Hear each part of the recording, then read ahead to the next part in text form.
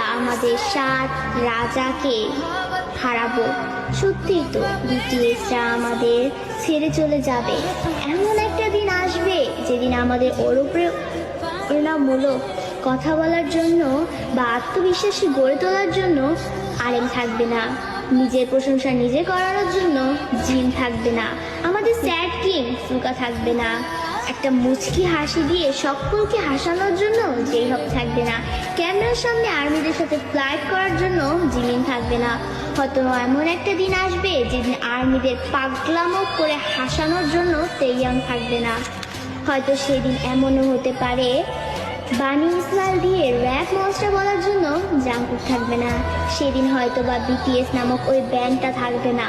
হয়তো তাদের আর কোনো গান অ্যালবাম রিলিজ হবে না।